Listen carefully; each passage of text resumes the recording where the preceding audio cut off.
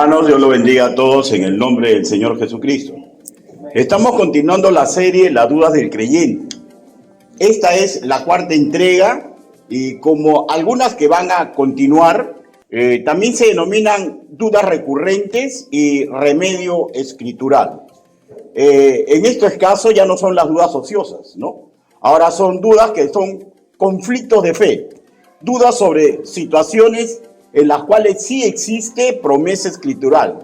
Por favor, escuchen lo que voy a versar ahorita, ¿ya?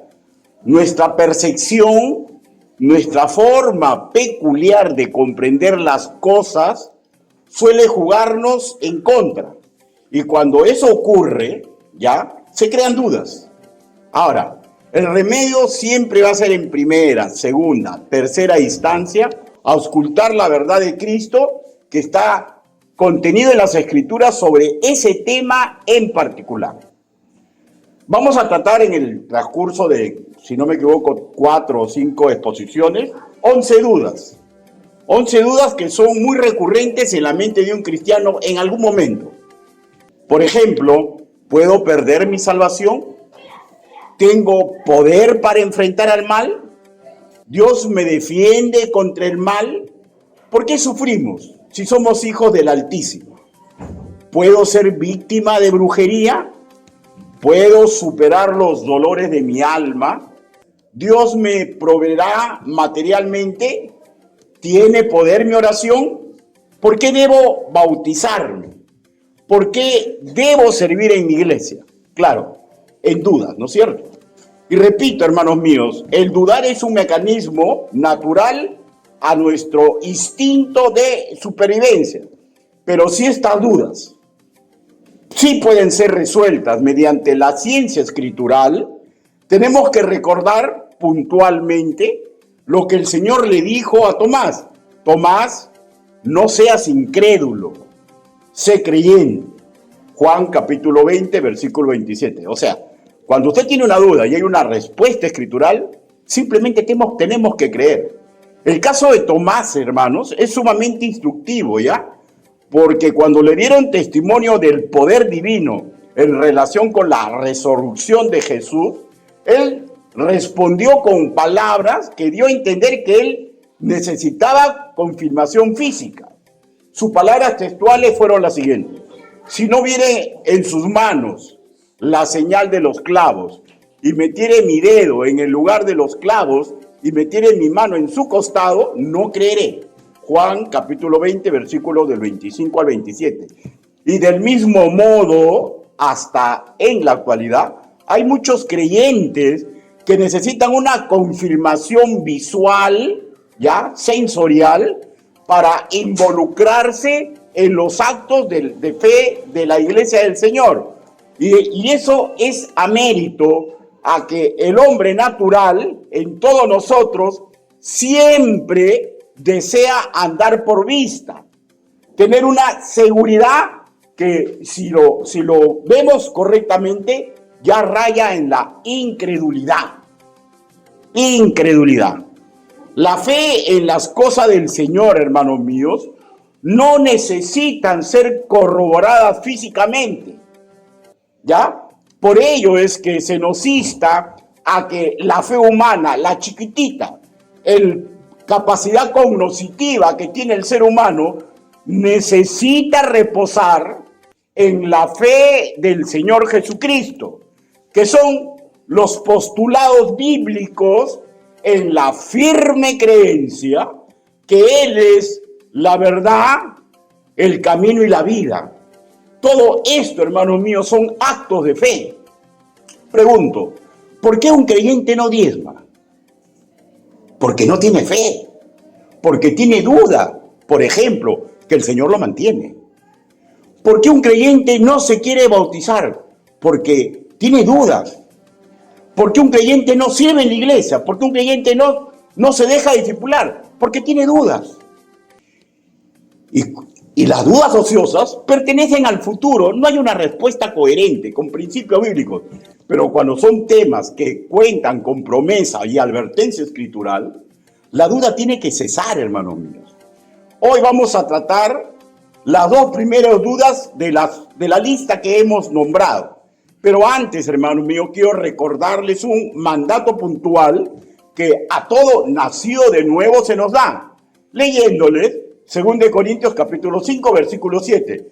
Porque por fe andamos, no por vista.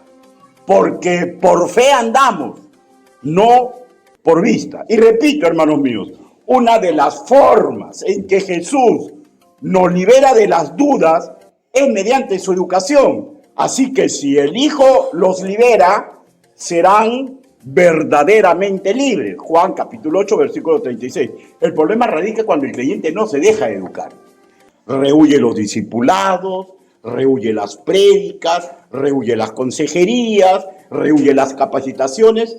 ¿Cómo pues podremos quitarle la duda a alguien que se niega a ser capacitado con la palabra del Señor? Ahora, teniendo en cuenta todo lo dicho, analicemos, hermanos míos, dos dudas recurrentes que pueden ser superadas si aceptamos la sana doctrina. Dudas que no deberían ser parte de nosotros, porque si dejamos que esas dudas se almacenen en nuestra forma de razonar, va a ser una carga negativa en lo intelectual, en lo emotivo, en lo espiritual. Y Dios no quiere nada de eso para sus hijos adoptivos. Iniciemos, hermanos míos, con la lista ya nombrada.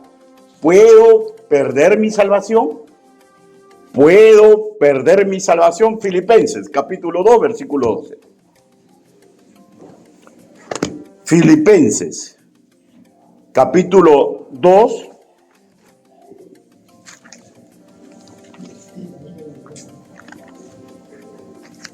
versículo 12.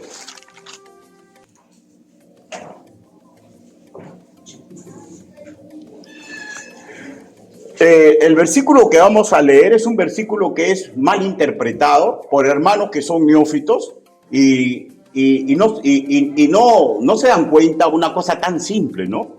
Que leen la Biblia en castellano, pero ha sido escrita en un idioma que no es el castellano. Filipenses, capítulo 2, versículo 12.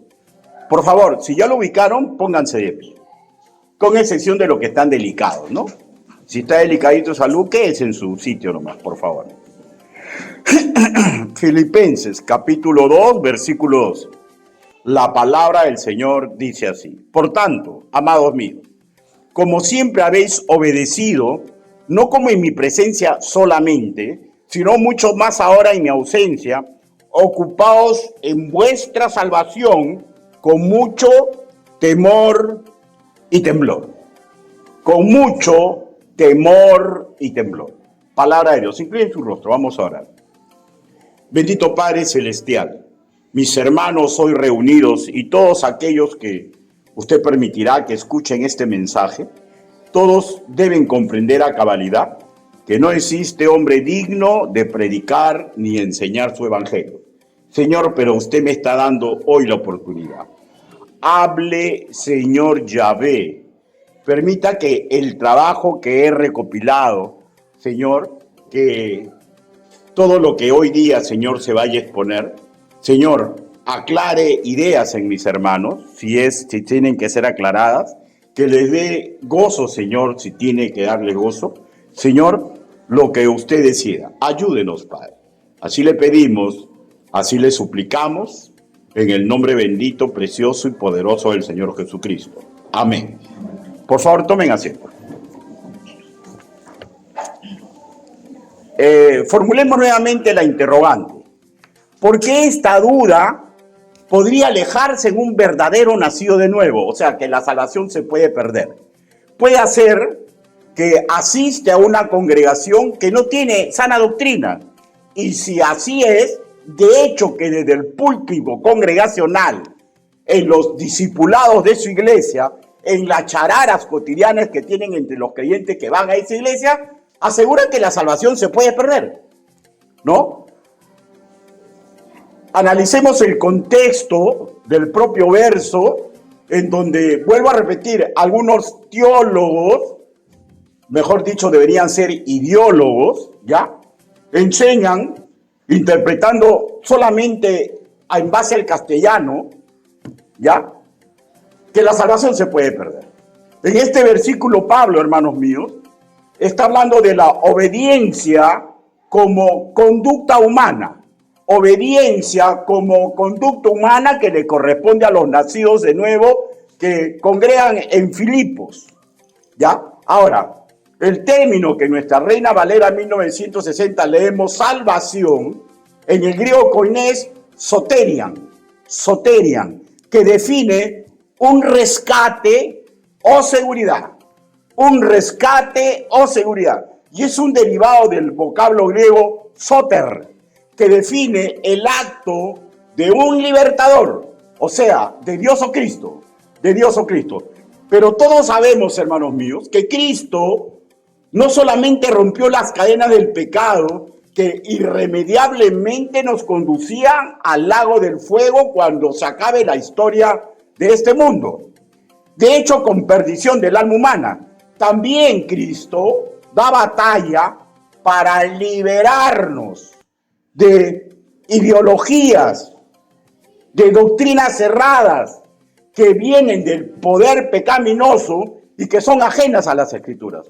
Soterian, efectivamente, puede referirse a la salvación del alma, pero a su vez también se refiere a salud, también se refiere a liberación y preservación. Particularmente en Filipenses capítulo 2, versículo 12, por el contexto, se está hablando de que se ocupen de su liberación, que se ocupen de su preservación como obreros obedientes de Dios. Ciertamente, el contexto hacia atrás denota que el apóstol Pablo los está exhortando a su santificación personal, a la imitación de Cristo en la humildad con que Él se condujo en este mundo. Él para nada les está hablando de la salvación del alma. ¿Ya? Filipenses capítulo 2, versículo 12. Si retrocedemos un poquito más, dice: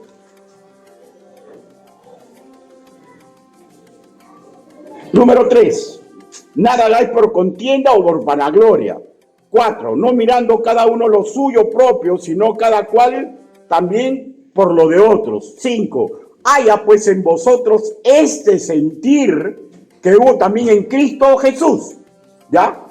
El cual, siendo en forma de Dios, no se estimó al ser igual a Dios como cosa que aferrarse, sino que se despojó a sí mismo, tomando forma de siervo, hecho semejante a los hombres. Ese es el contexto. El contexto es de que les está diciendo que preserven esa unidad, esa virtud de comportamiento, de no creerse superior a los demás, de ser humilde. Es el mismo mensaje que nos dirigen a nosotros cada día.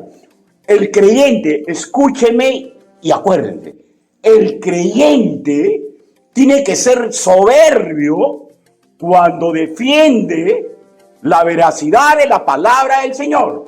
Pero el creyente tiene que ser humilde en su comportamiento, ¿ya? Interrelacional con cualquier otro ser humano. Eso es el mensaje que aquí se está dando. Para nada se está hablando de que pueden perder la salvación que costó la sangre del Señor Jesucristo en la cruz. Vayamos a otro versículo que es mal interpretado. Primera de Corintios, capítulo 9. Primera de Corintios, capítulo 9, versículo 27. ¿Lo tenemos? Dice: sino que golpeo mi cuerpo y lo pongo en servidumbre, no sea que habiendo sido heraldo para otros, yo mismo venga a ser eliminado. En este versículo, hermano, otra vez yo he escuchado enseñanzas ajenas a la sana doctrina que dicen que se está refiriendo a su salvación personal. Hermano, eso es imposible, porque la sola Escritura indica que Pablo estaba completamente convencido de que en él la obra ya estaba culminada con respecto a la salvación. Y usted lo puede revisar en Juan capítulo 9, versículo 30. Aquí lo que está hablando es la posibilidad de perder su condición de heraldo, su condición de comunicador, su condición de apóstol, su condición en la actualidad de pastor, su condición de ministro del Señor, ¿ya? Y es bueno recordar que él mismo, inspirado por el Espíritu Santo, puso requisitos para que tanto él como los demás hermanos que estaban en el ministerio activo se vean si están dentro de los parámetros para llegar y para mantenerse, ¿ya? Y eso está en 1 Timoteo capítulo 3, versículo del 2 al 7 y Tito capítulo 1, versículo del 6 al 9. También, hermanos míos, ¿ya? O sea, miren, dense cuenta cómo malinterpretan. En ningún momento él está hablando que va a perder su salvación. Porque la salvación, hermanos míos, costó la sangre preciosa del Señor Jesucristo. No es poca cosa. Y es una sola vez que Cristo subió a la cruz y no vuelve a subir. Es bueno recordar, hermanos míos, estas cosas. También otro tema, ahora no por la mala doctrina, por las malas enseñanzas. También podría dudarse de la salvación por un estado emocional. Explico, un hermano en Cristo que ha caído y parece que se da cuenta que él o ella no tiene fuerza para sobreponerse a esa práctica del pecado. Y comienza a dudar que sea del Señor. Olvidando, hermanos míos, escúchenme por favor, que el cristianismo no radica en emociones. El cristianismo radica en decisiones. Las emociones, hermanos míos, nos pueden hacer errar, pero las decisiones es lo que caracteriza el cristianismo. También, hermanos míos, hay que comprender de que cuando un verdadero creyente, enamorado por las luces de neón, enamorado por el mundo, sea algo bueno o algo malo, comienza a perder intimidad con Cristo, ¿ya? Es un tremendo problema. Ahora, ¿por qué, hermanos míos? Porque cuando uno pierde intimidad con Cristo, comienza a ir de tumbo en tumbo. Y puede hacer ahí que se aloje en su mente y en su corazón que su salvación la puede perder porque está siendo atacado por ansiedad de no dar la talla correcta. Y al ser con ansiedad, hermanos míos, se van a magnificar sus dudas y se magnifican los miedos. También, hermanos míos, cuando uno comienza a dudar de su salvación, puede conducirlo a un sistema religioso extremo que suele flagelar a los demás y a él mismo. Se flagelan, hermanos míos, queriendo sacar el pecado. Hay flagelaciones que han sido históricas, ¿no? Por ejemplo, aquella que le llaman Rosa, ¿no? Que dice que agarraba y se golpeaba para sacar el pecado. Pero hay creyentes en la actualidad que no se flagelan físicamente, pero se flagelan emocionalmente. Y es lo mismo, hermanos míos. Y por favor recordemos, el cristianismo más que emociones son decisiones. Y eso nos conduce, vuelvo a repetir, a un sistema religioso bochornoso que nos hace perder el gozo en el Señor. Y también, hermanos míos, podemos poner en juego la misericordia con que tratamos a otros, volviéndonos juzgadores de nuestros hermanos por una dureza farisaica contra el pecador. Y nada de lo que usted ha escuchado es evangelio. Pues castizamente, etimológicamente, evangelio viene del griego koiné euvangelión, que significa hacía castizamente buenas noticias, excelente mensaje. Y las promesas del Señor, el evangelio, son para combatir todo lo que usted acaba de escuchar. Porque el evangelio nunca ha sido ideado para llevarnos al miedo, ni al terror, ni a la angustia, ¿ya? El evangelio no ha sido creado para llevarnos al fariseísmo, repito, el evangelio ha sido creado para conducirnos al gozo. En medio de 1000 problemas, el evangelio ha sido creado para que nosotros tengamos una fe viva y obras en imitación a Cristo para agradar al Padre Celestial. Busque Juan capítulo 6, versículo 40. El Evangelio según nuestro hermano Juan.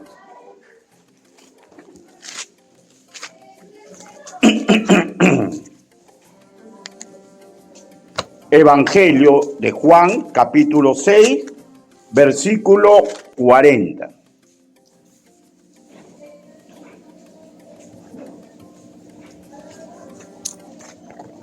¿Lo tenemos? Y la palabra del Señor dice así: y esta es la voluntad del que me ha enviado, que todo aquel que ve al Hijo y cree en Él tenga vida eterna, y yo lo resucitaré en el día postrero. Hermano, este versículo hace ver que el acto de creer en el tiempo presente, o sea, activa la vida eterna en el momento que uno cree y confiesa a Jesús como Señor y Salvador personal. En los idiomas bíblicos, eterno es equivalente al hebreo olam, que significa por mucho tiempo, por todo el tiempo. Y en el griego koiné al término ion, aionos, que significa dura edades, para siempre, por los siglos, eterno, como dice acá. En ambos casos se habla de una línea de duración que indica tiempos indeterminados, remotos, oscuros, o sea, que para adelante no lo podemos ver, porque el futuro, hermanos míos, no se puede ver, ¿no? Simplemente usted clave su mirada al horizonte y va a llegar un momento que ya no ve más, pero ahí no termina el horizonte, continúa, y continúa, y continúa. En la palabra de Dios, en puridad, ya eterno, solamente se le puede aplicar a Dios. Nada más. ¿Por qué? Porque Él es eterno hacia atrás, nunca tuvo principio, y es eterno hacia el futuro, porque nunca tendrá fin.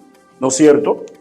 Pero con respecto de nosotros, hermano, aquí se aplica no que somos eternos como si fuéramos dioses, sino somos eternos porque hemos heredado la vida eterna de las manos del dueño de la vida. Por tanto, nunca tendremos fin. Pero hay otra característica, ¿ya? Porque aquellos que rechacen a Cristo también van a ser eternos, pero no en un sitio placentero, gozando de la intimidad de Cristo Jesús. Y eso, hermanos míos, es una eternidad que pesa. Ese es el motivo por el cual sumamos esfuerzos, invertimos dinero, ¿no? Tiempo, esperanzas, en la actividad, por ejemplo, que tuvimos ayer. Porque sabemos que esos niños van a crecer. Y si no plantamos la semilla de la palabra del Señor, y los adultos que han asistido y también se nieguen a aceptar a Cristo, tarde o temprano van a ir a ese sitio.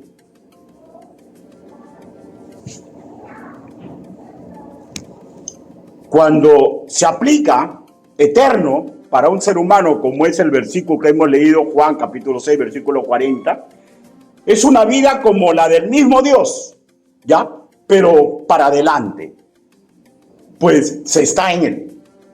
El término eterno en cualquier idioma humano, en cualquier época, tiene la misma connotación, que no puede ser medido por el tiempo, que no tiene principio ni fin. Y esto, hermanos míos, es un don de Dios, es un regalo que inició en nosotros a partir del momento que aceptamos a Jesús como Señor y Salvador. Vayamos a leer Juan, capítulo 10, versículo 28.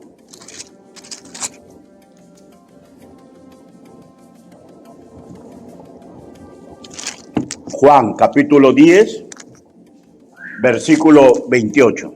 ¿Lo tenemos? Ya, y dice: y yo les doy vida eterna, y no perecerán jamás. No perecerán jamás, ni nadie las arrebatará de mi mano. lo que acabamos de leer, el término jamás, en cualquier idioma humano, significa casi lo mismo.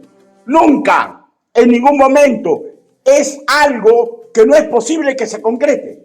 O sea, es imposible que alguien nos arrebate de las manos poderosas de nuestro Salvador. Esta gracia, este regalo, no es condicional, es incondicional. Su firmeza no radica ya en la forma en que el creyente se comporta, sino su firmeza radica en el carácter inalterable de la divinidad, que no puede mentir, que no puede exagerar, que habla con verdad porque Él es verdad. Y si Él dice que jamás, es jamás, nadie nos puede quitar la salvación. Se dictamina que el que da vida eterna es Jesús. Por tanto, cualquier persona que entra por Cristo, ¿ya? Y está en esta nueva esfera de la gracia, se encuentra firme y segura, repito, no por mis actos, sino por el carácter que no puede cambiar de Cristo Jesús. Les voy a leer Romanos capítulo 5, versículos 1 al 2. Justificados pues por la fe, tenemos paz con Dios por medio de nuestro Señor Jesucristo, por quien también tenemos entrada por la fe a esta gracia, en la cual estamos firmes y nos gloriamos en la esperanza de la gloria de Dios. Ese firmes, hermanos míos, en nosotros solamente es el convencimiento, porque la firmeza está en el carácter de Cristo. Y si la afirmación habla de la imposibilidad de que un nacido de nuevo pierda la vida eterna, el faltamiento a uno solo de los millones y millones de creyentes que han existido en toda la historia de la humanidad, si no se logra con uno solo, ¿saben lo que sería? Haría a Jesús mentiroso, mentiroso al Padre, y por tanto, no sería Dios. Y eso es una herejía. Es que a veces nuestros hermanos en Cristo no se dan cuenta lo que hacen, lo que dicen, porque son como loritos. Repiten lo que dicen sus maestros que son neófitos, que están contentos con el cargo, con el abolengo y todo lo que eso significa. Y todo lo que es. Porque hay una promesa. El que busca la verdad la encuentra. Y una persona que se dedica día tras día a estudiar la Biblia porque es su labor principal, ¿cómo no se va a dar cuenta? ¿Cómo no se va a dar cuenta? Leamos ahora 2 Timoteo, capítulo 1, versículo 12. ¿Lo tenemos, hermanos? Segunda de Timoteo le dije, ¿no? Segunda de Timoteo, capítulo 1, versículo 12. Dice: por lo cual asimismo padezco esto, pero no me avergüenzo, porque yo sé a quién he creído, y estoy seguro que es poderoso para guardar mi depósito para aquel día. Cuando se aplica la palabra poderoso a la divinidad, significa completamente poderoso, ¿ya? A ver. Acabamos de leer y dice, yo sé en quién he creído. Hermano, es la certidumbre del apóstol Pablo en las promesas y el poder de Dios. Pablo está sufriendo, ¿ya? Sin embargo, él está seguro de las promesas. La forma del verbo he creído se refiere a algo que empezó en su pasado. Cuando estuvo ciego y vino el predicador y le abrió los ojos, no solamente físicos, sino espiritual, y él recibió a Cristo como su Señor y Salvador. Desde ese pasado, no muy remoto, él comprende y así escribe que tiene resultados permanentes para el futuro. El depósito se refiere a su salvación. Aquel día, ya otros escritores bíblicos le llaman el día de Cristo. Habla del tribunal de Cristo, donde estarán solo los redimidos por el Señor. Lo mismo para él, y lo mismo para cualquier creyente. Hermanos, tenemos que comprender, asimilar y no dejar que el demonio juegue con nosotros, hermanos míos. Él es sumamente poderoso, perfecto. Nuestro depósito no está en nosotros, porque cualquiera lo podría robar. Está en Cristo, que es inviolable en sus promesas. Judas, Judas solamente tiene un capítulo. Judas, versículo 24.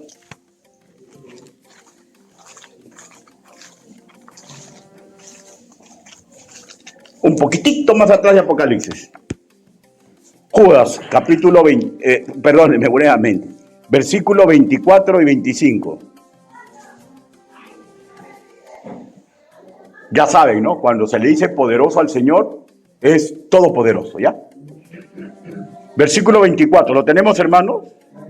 Y a aquel que es poderoso para guardaros sin caída y presentaros sin mancha delante de su gloria con gran alegría, al único y sabio Dios, nuestro Salvador, sea gloria y majestad, imperio y potencia, ahora y por todos los siglos. Amén. Hermano, lo que acabamos de leer se le llama, en la teología se le llama doxología. O sea, habla de una oración o un himno de alabanza por algo que solamente lo puede hacer Dios.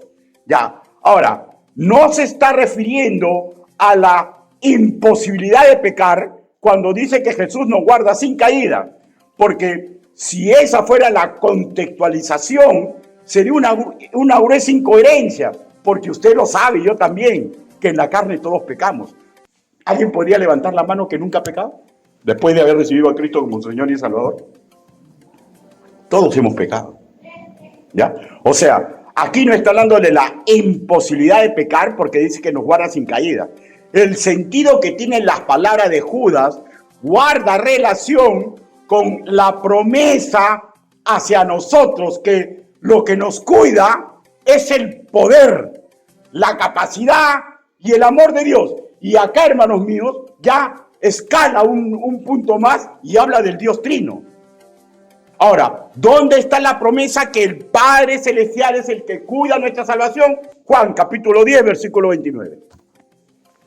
El Evangelio según nuestro hermano Juan.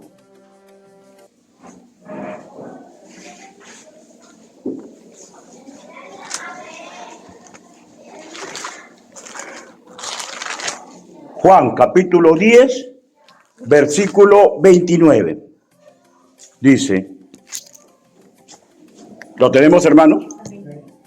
Dice, mi Padre que me las dio, o sea, hablando de sus ovejas, ¿no? De su redil, es mayor que todos y nadie las puede arrebatar de la mano de mi Padre. Nadie es nadie. La salvación está guardada por el Hijo. Juan, capítulo 6, versículo 37.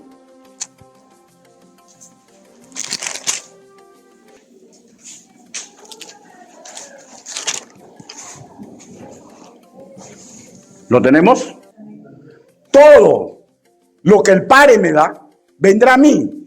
Y al que a mí viene, no le echo fuera. ¿Ya? O sea, miren la promesa. Qué maravillosa esta promesa. El Padre lo promete, el Hijo lo promete y lo promete el Espíritu Santo. Busque, por favor, 2 de Corintios, capítulo 1, versículo 22.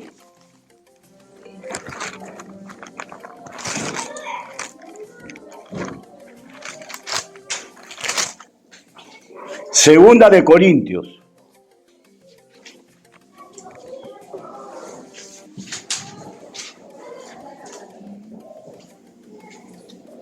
Miren, del 21 dice, y el que nos confirma con vosotros es Cristo, y el que nos ungió es Dios, el cual también nos ha sellado y nos ha dado las arras del Espíritu en nuestros corazones. O sea, la seguridad de esa salvación está en que el Espíritu Santo mora en nosotros. O sea, la seguridad de mi salvación, escúcheme por favor, nunca ha radicado en que yo me porte bien o me porte mal. Mi seguridad está firme en el Padre en el Hijo y el Espíritu Santo que mora en mí. No de nosotros mismos, ni de ninguna cosa o ser creado. De ahí la plenitud de seguridad que debemos tener, que una vez salvos, siempre salvos. Aunque lógicamente ustedes saben que hay un grupito que para burlándose de nuestras afirmaciones. Bueno, ¿qué podemos hacer? Pues, ¿no? Son nuestros hermanos en Cristo, ¿ya? Y hay que tenerles paciencia y buen humor, porque somos conciegos, no son nuestros ciegos. Cada uno hace y enseña como su convicción le da. Pero si continuemos en el versículo, dice que nos mantiene sin mancha, ¿no? Habla de la promesa de Efesios capítulo 5, versículo 27, que es la transformación final y perfecta. Cuando toque la trompeta y los cielos, los mares, los suelos entreguen a sus muertos, ¿ya? Vamos a ser transformados no por acción humana, sino por su gracia, ¿ya? Y cuando Él nos llame a reunirnos con Él, escúchenme, ¿ya? Cero traumas, cero dolores en el alma, cero basura espiritual, ideología que han calado en nuestro ser, ¿ya? Y cero dolencias físicas, cero deformaciones físicas, que son producto de las enfermedades que se abrieron, sabemos, ¿no? Cuando se hizo el pecado original. Y cuando dice delante de su gloria, puede referirse al momento culminante del arrebatamiento, puede referirse al momento que estemos ante el tribunal de Cristo, o puede referirse, cuando pase eso, a nuestra sempiterna vida en la casa celestial, o puede también referirse a una sucesión de tiempos, y todo eso en conjunto. Pero vamos a estar delante de su gloria. No, hermanos míos, porque usted ha sido buenito, ni porque yo también soy buenito, sino que la salvación es un regalo incondicional que Dios nos da. ¿Cómo no alegrarse como Judas, no, hermanos míos, que le hace esa alabanza final al Señor, de que la salvación depende en la gracia, el poder y el amor de Dios? Por eso que en el versículo 25 de su doxología, él le da gracias y alaba a Dios, porque solamente Él es capaz de hacer esto. Yo, con mucho cariño, comprendo de que a veces por esas circunstancias, por haber caído mucho tiempo con maestros neófitos, por un problema emocional, porque creemos que no estamos dando la talla, ¿ya? O por habernos alejado mucho tiempo de el trípode del creyente, que es la oración, el escrutinio de la palabra del Señor y el trabajar para el Señor. Un creyente puede pensar esto, pero hermano, el rastro escritural es abundante. Y eso que no he predicado todos los versos que hablan de la salvación, porque nos pasaríamos horas de horas y no terminaría. Segunda duda, ¿tengo poder para enfrentar al mal? ¿Tengo poder para enfrentar al mal? Hechos, capítulo 1, versículo 8.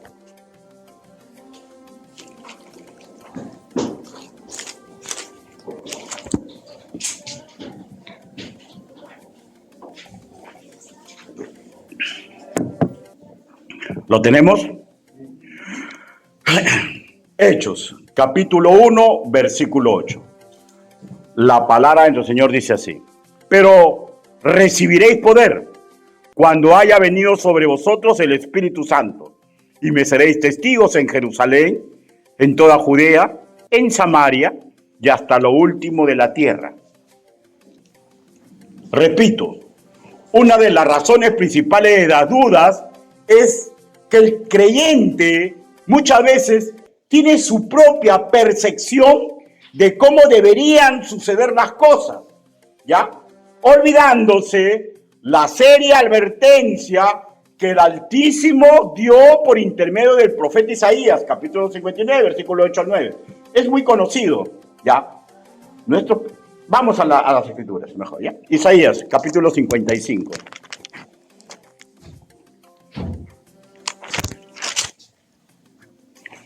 La percepción del creyente lo puede engañar, hermano mío. Isaías, por esto esta clara advertencia del Señor, que cuando nuestra percepción ya nos esté engañando, vayamos a las escrituras y creamos, hermano mío. Isaías capítulo 55, versículo del 8 al 9, dice así: porque mis pensamientos no son vuestros pensamientos, ni vuestros caminos mis caminos, dice Jehová.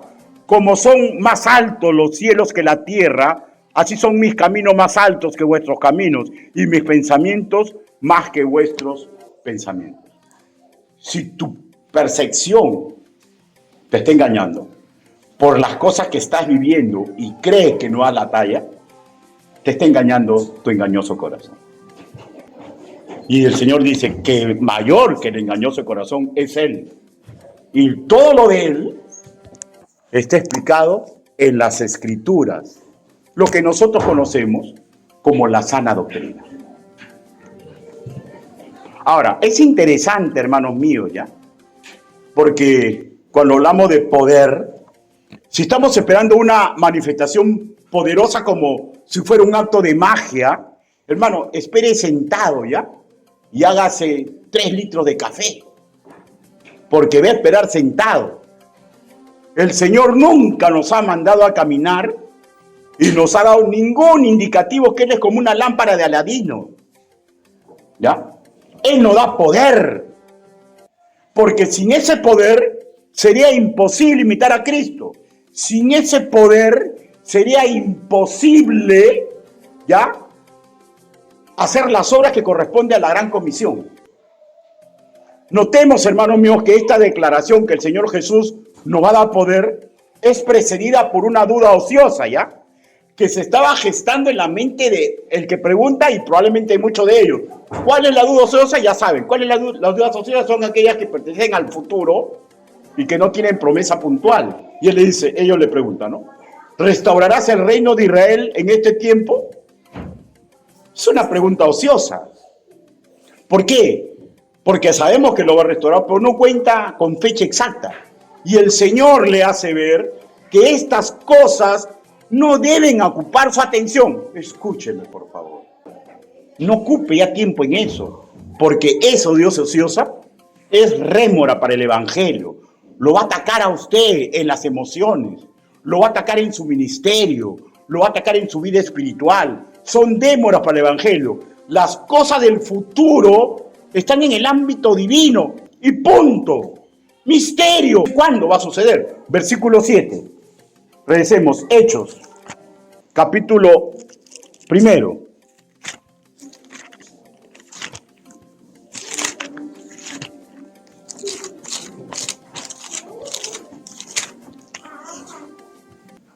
Hechos, capítulo 1, versículo 7, dice, y les dijo, o sea, les quita el hechizo, ¿no? Como dicen en mi barrio, por ejemplo. Y le dijo, no os toca a vosotros saber los tiempos, las sazones, que el Padre puso en su sola potestad. O sea, ¿qué va, hermano? Las dudas ociosas del mañana, no te toca saber. Si vas a estar pensando en tu mañana y lo vas a hacer una obsesión, ¿sabes lo que va a pasar? Va a malograr tu presente.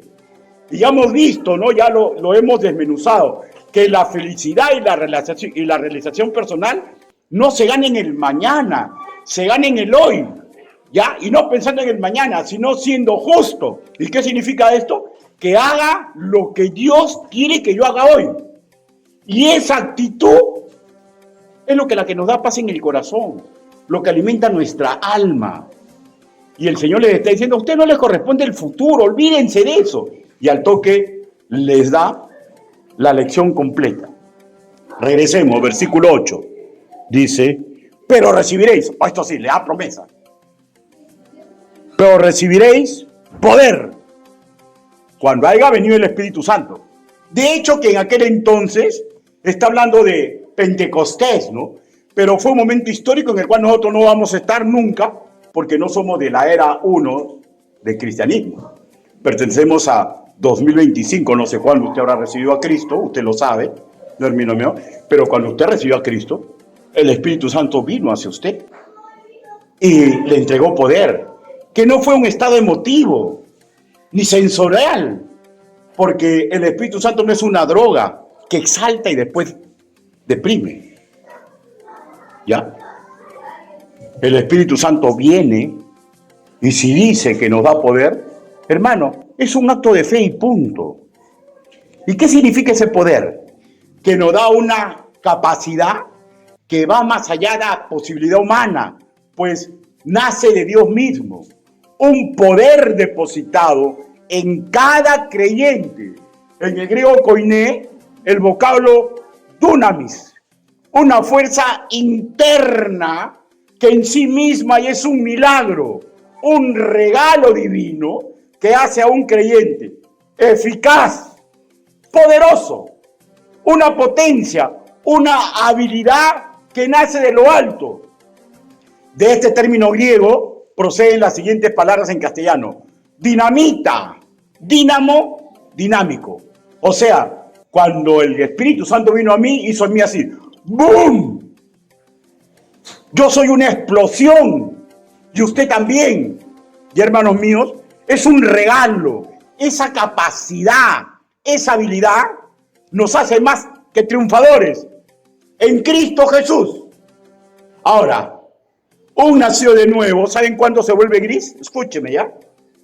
Cuando un nacido de nuevo se vuelve gris y no puede manifestar ese poder, ¡boom!, explosivo. Cuando un creyente se vuelve gris,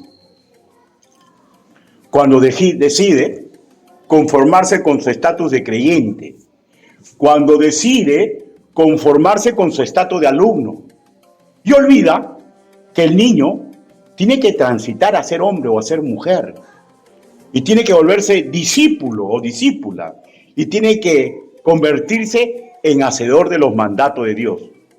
El Señor, en su calidad de rabí, advirtió sobre esto. ¿Recuerda? Ricardo, yo soy la vid y tú eres un pámpano. Si tú permaneces en mí y yo en ti, llevarás mucho fruto. Porque Ricardo, si se separa de mí, no sirves para nada. ¿Se dan cuenta? Lo mismo que es parafraseado para mí, es para ustedes. Ahí es cuando las dudas almacenan en nuestro corazón.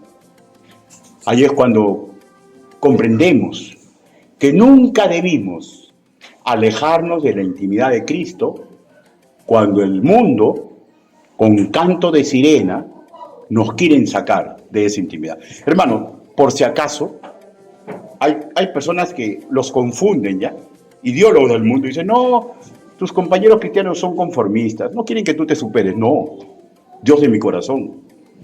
Ustedes saben que hay creyentes que han ganado el premio Nobel. El cristianismo no es conformista, pero el cristiano tiene que comprender, escúchenme por favor, que hay un principio de vida, que todo tiene su tiempo y todo tiene su hora debajo del sol. Hay tiempo para jugar, tiempo para estudiar, tiempo para ser fructífero como empleado, como empresario, pero tenemos que tener un tiempo y nunca perder la intimidad que tenemos que tener con el Señor. Ahí es cuando un cristiano comienza a volverse gris y comienza a menguar en las promesas del Señor y surgen las dudas en su corazón. Todo creyente, cuando recibió a Cristo como Señor y Salvador, desde su interior, hermanos míos, puede obtener esa agua de los ríos que corren en él. Juan capítulo 7, versículo 37 a 39. ¿Se acuerdan lo que le dijo el Señor a la samaritana? Tú necesitas esos ríos de agua. Esos ríos de agua viva son los que calman nuestra sed cuando tenemos problemas. Son las que refrescan nuestras dudas cuando parece que no podemos más. Un poder inagotable, incontaminado, que fluye del Espíritu Santo. De ahí la capacidad de hombres y mujeres comunes y corrientes para imitar a Cristo en santidad, para imitar a Cristo en amor, para imitar a Cristo en justicia, para, si nos caemos, nos podemos levantar y podemos regresar a hacer las cosas que a nuestro Padre Celestial agrada. El Señor Jesucristo no está de acuerdo en que existan creyentes que consideren de segunda mano. No, no es así. Porque lo que mi Padre me perdonó, nadie me puede acusar. Claro, lógicamente, cuando está usted en una iglesia de sana doctrina, ¿no? Quien duda que tiene ese poder está siendo atacado por el engañoso corazón. Quien duda que puede y debe ejercer ese poder, si la iglesia tiene buen compañerismo con él o con ella, está dejando que su engañoso corazón lo ataque. Está dejando que una de las patas de su intimidad con el Señor sea quebrada. El trípode del creyente, que es la oración, la palabra del Señor y un sano intento de imitar a Cristo. Pastor, ¿Cristo participó en un culto? ¿Participó Jesús en un culto? ¿Alguien puede esa respuesta? Fue invitado a la sinagoga, abrió las escrituras y dijo, esta promesa delante de ustedes hoy se está cumpliendo. El Señor participó en un culto. El Señor evangelizaba. El Señor ayudaba a los demás. El Señor nos enseñó con su ejemplo que todo lo tenemos que hacer de acuerdo a las necesidades y a las oportunidades que Él mismo le entrega a la iglesia. Todo nacido de nuevo tiene una especie de dinamita espiritual para usar sus dones, sus virtudes, para mejorar su testimonio, para que usando todo esto pueda tener paz en el corazón, pueda realizarse personalmente y pueda trabajar correctamente en la gran comisión. Busque Efesios capítulo 3. Efesios.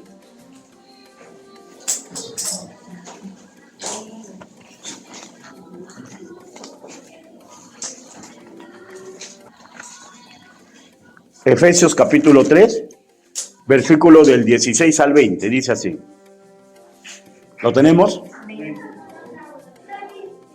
Para que os dé, conforme a las riquezas de su gloria, el ser fortalecidos con poder en el hombre interior por su espíritu, para que habite Cristo por la fe en vuestros corazones, a fin de que, arraigados y cimentados en el amor, seáis plenamente capaces de comprender con todos los santos cuál es la anchura, la longitud, la profundidad y la altura, y de conocer el amor de Cristo, que excede a todo conocimiento, para que seáis llenos de toda la plenitud de Dios.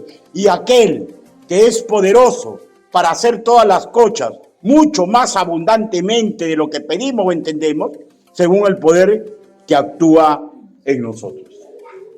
Ese poder, usted lo tiene y yo lo tengo. Y debemos dejar que fluya. No debemos encarcelarlo. Y eso sucede muchas veces con el creyente, cuando se niega a trabajar donde se abre la oportunidad.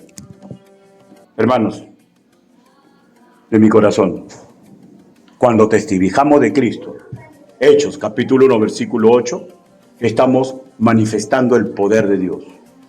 Cuando usted se cae y parece que ya no se puede levantar y de repente renueva su fuerza como las águilas, se está manifestando el poder de Dios. Cuando estamos débiles, incluso cuando tenemos dudas, pero continuamos como personas grises y después despertamos y nos damos cuenta que estamos mal, que debemos seguir caminando en el Evangelio, 2 Corintios capítulo 12, versículo 9, estamos manifestando la dinamita que hay en nosotros. Cuando con valentía reconocemos nuestras fallas y pecados, y cuando nos presentamos a la iglesia o le pedimos perdón a un hermano, cuando ejercemos dominio propio, 2 Timoteo capítulo 1, versículo 7, estamos manifestando ese poder de Dios. Cuando entendemos las cosas que los sabios del mundo no pueden comprender. Por ejemplo, ¿no? Por ejemplo, mantén incólume el lecho conyugal. Pastor, pero me casé muy joven. Me casé a los 25 años. Y mi esposa ya tiene 20 años, paralítica. Y yo soy joven. Tú tienes el poder de mantener tu lecho incólume. ¿Por qué? Porque tienes el poder de Dios. Hermano mío, no hay excusa.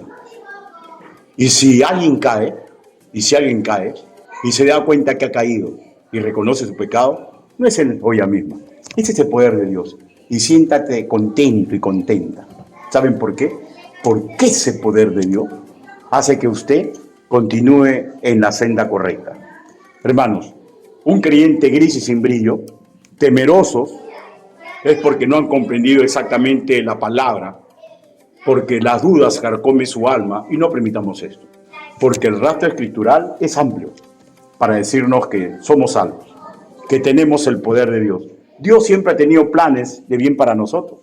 Jeremías capítulo 29, versículo 11, que solamente pueden ser estorbados por nosotros mismos. No permitamos eso, hermano, porque usted es sumamente importante para la iglesia. Conclusiones. El remedio para la duda es creer que el autor de las Escrituras, hermanos míos, inspiró estas palabras santas para ayudarnos en todo nivel. Tenemos que asimilar las verdades del Altísimo. Tenemos que comprender que usted y mi persona somos hombres y mujeres comunes y corrientes, pero que el Señor ha puesto en nosotros un corazón sencillo, que sí puede brotar un sano agradecimiento. Y cuando brota ese sano agradecimiento, es cuando podemos, hermanos míos, enfocar nuestra vida en vivir en santidad. Cuando podemos enfocar nuestra vida a empujar el carro del Evangelio. La ignorancia, el miedo, cimentan nuestras dudas. Y cuando hay rastro escritural abundante, hermanos míos, tenemos que comprender que estos tres factores, ignorancia, miedo y duda, son malos tutores. Son malos tutores que no nos van a dejar vivir imitando a Cristo, que no nos van a dejar empujar correctamente el carro del Evangelio. En síntesis, hermanos míos, para terminar, no duden de su salvación. No dudemos de ese poder de dinamita que tenemos en el interior nuestro. No lo olvidemos. No lo olvidemos. Inclinen su rostro. Vamos a orar. Bendito Padre Celestial. Señor, su palabra ha sido predicada. Bendito Padre. Señor, usted puso en nosotros ese mecanismo, Señor, para que nos hagamos preguntas. Y en esas preguntas surgen dudas, Señor. Señor, pero ayúdenos, Señor, para que ese poder que tenemos en nosotros nos haga comprender, mi Dios Santo, que no debemos ser incrédulos, sino creyentes. Asimilar su palabra, Señor. Seguir adelante en este mundo que nos pone mucha trampa, Señor. Ayúdenos, papito lindo, por favor, porque somos su iglesia, somos sus hijos, hombres y mujeres comunes y corrientes, Señor, que a veces sufrimos mucho en este mundo, Señor. Ayúdenos, Padre. Quiero hacer una pregunta. ¿Alguien desee que ore por él o por ella, por alguna duda que tiene, que puede ser resuelta con la palabra del Señor? Si ese es su deseo, levante su mano, hermano, para orar por usted. Dios te bendiga, Dios te bendiga. Baje inmediatamente, Dios te bendiga, Dios te bendiga. Aquellos que han levantado la mano, busquen la verdad en la Biblia, ténganlo por seguro. Y cuando se confirme, hermanos míos, acuérdense que somos más que sentimientos, somos decisiones. Ahora, si pese a que usted la busca, no encuentra la respuesta, hermano, hable con su consejero, hable con su discipulador, hable con su pastor, para que juntos le ofrezca un estudio de esa parte, para que usted comprenda de que sus dudas, hermanos míos, tienen que dar paso a decisiones. Bendito Padre Celestial, usted ha visto las manos levantadas, ayúdelo, Señor, en aquellas cosas que están cautivando incorrectamente su corazón. Así le pedimos, Señor, así le suplicamos. Señor, y por aquellos que no han levantado la mano y van en un camino correcto, Señor. Señor, ayúdelo, Señor, porque tarde o temprano, alguna duda va a venir a su corazón. Y cuando venga esa duda, Señor, permita que el mismo plan de trabajo que se les ha dicho a los que levantaron la mano, lo sigan ellos. Así le pedimos Así le suplicamos en el nombre del Señor Jesucristo. Amén, amén y amén.